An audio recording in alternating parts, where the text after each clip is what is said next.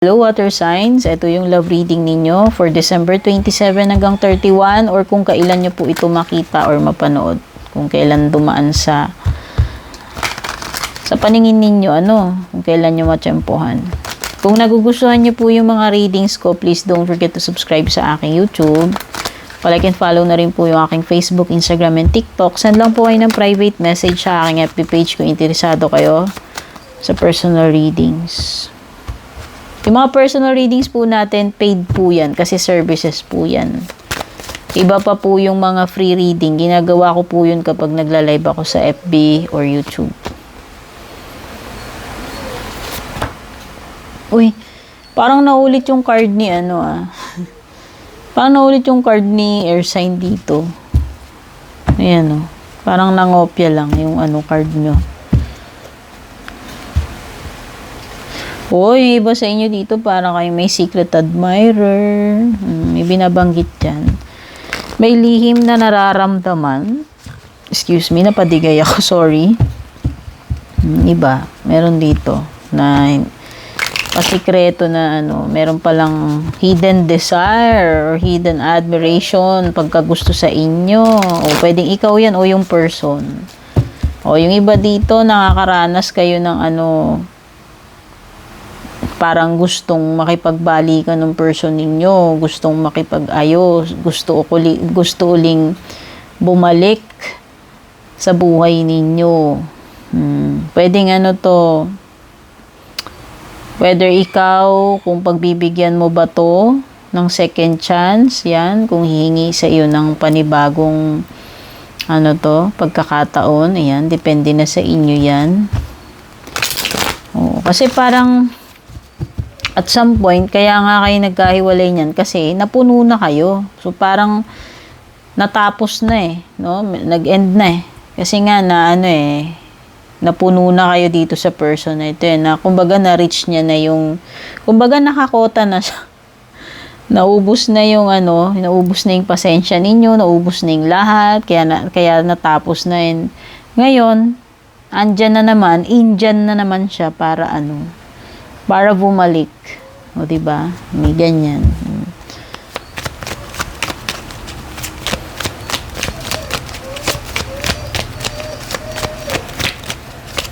Yung iba kasi, gustong-gusto nga nilang bumalik.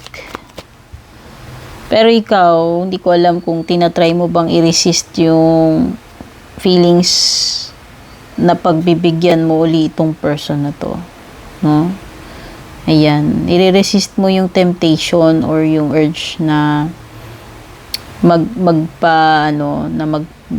magpabudol or lead dito sa person na to, o diba? O magpabola. Ayan, kung nabola na kayo nung umpisa. Ayan, yun naman yung iniiwasan yung mangyari, yung na naman kayo dito, mabudol. Kasi nga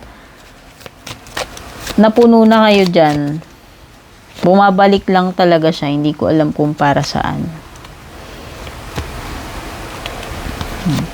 Yung iba dito, masyashock kayo about something. Hindi nyo alam na may gusto pala sa inyo tong person na to.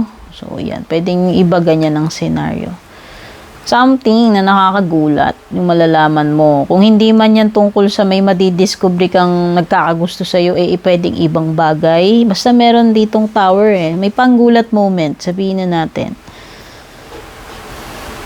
Hindi mo ina-expect, na ganyan, na darating yan, na mangyayari yan. So, yan. Pasensya na, pero talagang hindi natin maiiwasan yung the tower kahit na anong gawin natin, no?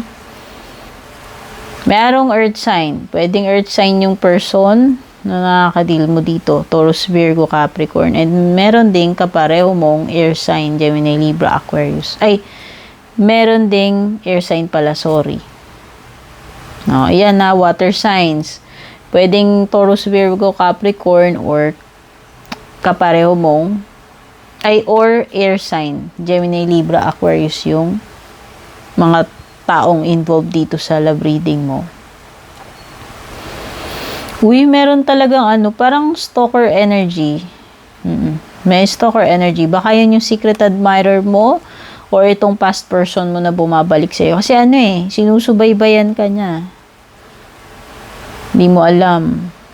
Page of Swords, spying, or kumukuha siya ng mga information about you, inaalam-alam niya yung mga bagay-bagay. Pinag-aaralan niya na paano siya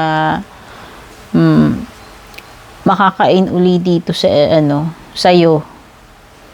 So whether bagong person 'yan, meron kang secret admirer na bagong person, or yung past person mo. Very wise itong person na ito. Alam niya kung paano,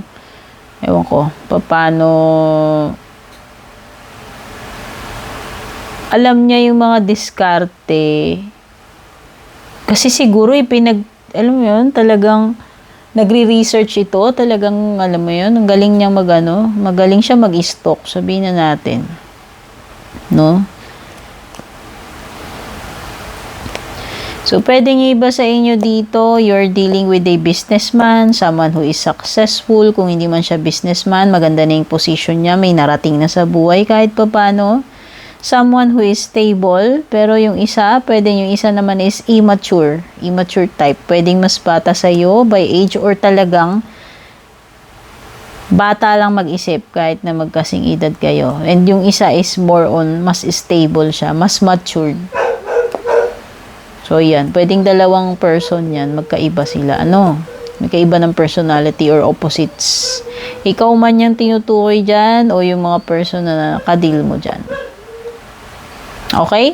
Ito yung mga nakuha ko dito sa love reading nyo, December 27 hanggang 31. Kung nagustuhan nyo, please don't forget to like and share. A blessed New Year po sa inyong lahat, at kita-kits sa ating next na reading.